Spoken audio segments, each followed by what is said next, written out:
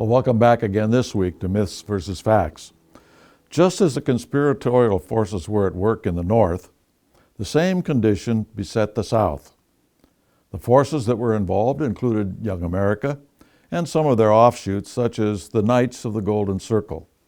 Now, you can find all sorts of information concerning the Knights of the Golden Circle, which operated after the Civil War began.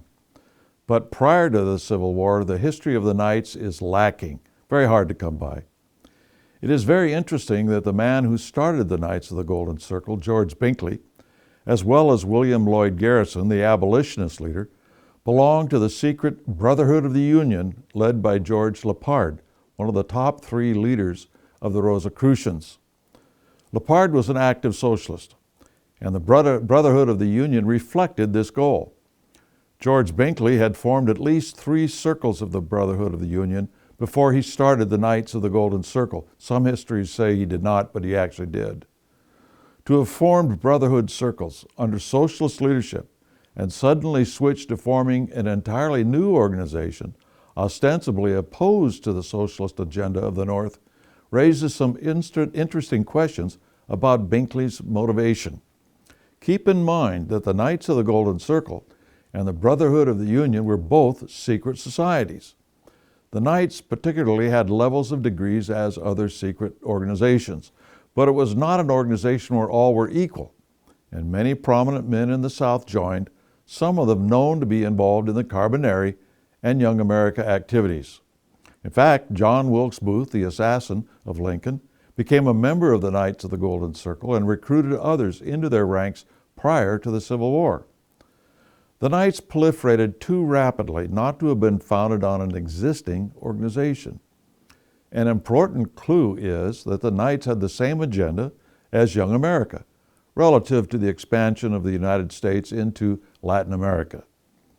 One can assume that there was an authority above George Binkley because he was removed as its leader. It's exceedingly rare for someone who starts a secret society to be removed from leadership when that society extends as widely as the Knights did. This part of their history is elusive to document. Throughout the mid to late 1850s, the Knights worked to prepare the South for secession. While Knights formed militias in the South, socialist-led organizations did the same in the North. It was obvious that those behind these militias in the North and South were preparing for war long before the average citizen realized what was going on, at least in the North.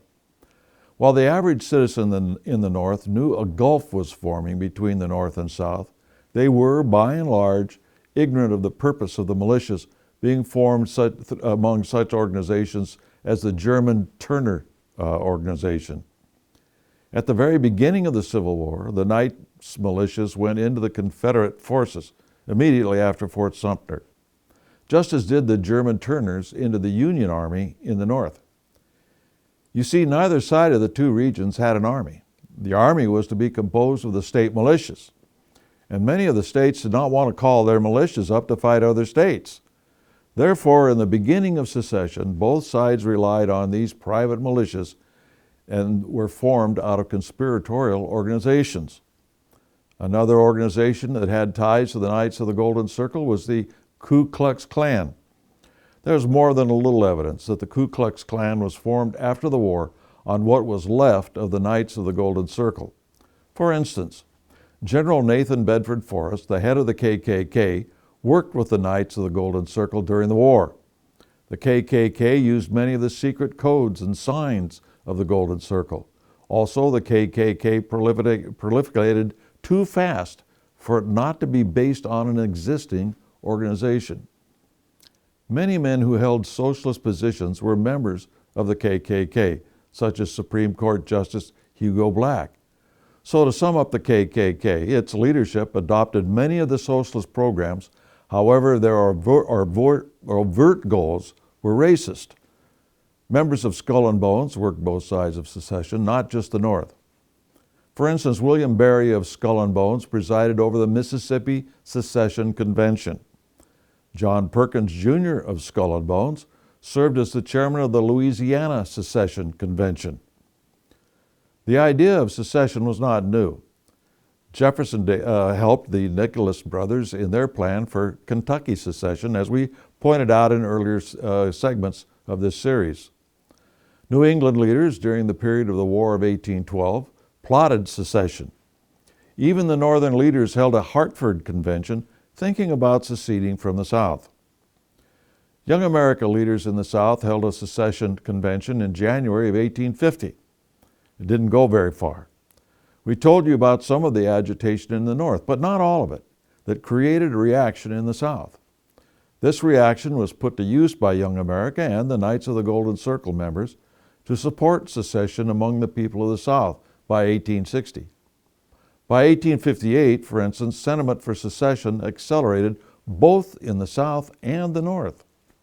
Many people in the North encouraged Southern secession up to the day the South began to secede, then flip-flopped and screamed foul and wanted to use the force to keep them in the Union.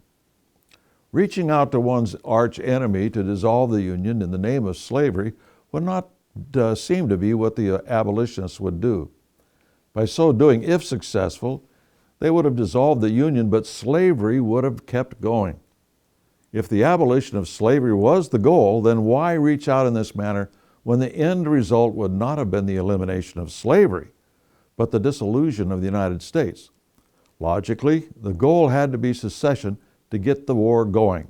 For instance, in December 1859, the abolitionists in New York adopted this resolution: resolved, that we invite a free correspondence with the dissolusionists of the South to secure the dissolution of the present imperfect and inglorious union between the free and slave states. This was not an unusual occurrence, and many Northern abolitionist leaders gave speeches encouraging disunion.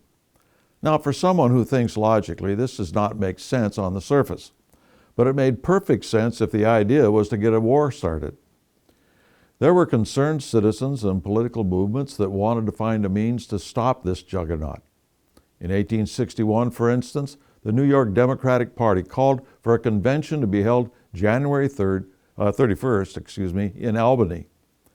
In its call, the Democratic Central Committee stated this: "In this emergency, conservative men of all classes call upon our time-honored party, which at this moment represents the views and feelings of a majority of the people of New York, to cooperate with patriotic citizens elsewhere, and especially with the efforts of the border states, in putting down the agitations and conspiracies of the secessionists of the South and ultra-republicans of the North."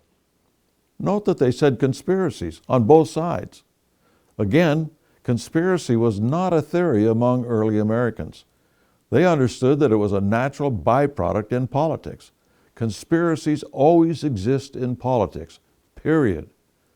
Next week, we'll take a look at the North relative to the agitation to get the South to secede, and then flip to oppose secession and agitate for war. Today, the South is blamed for the Civil War, but there was blame enough all around. Until next week.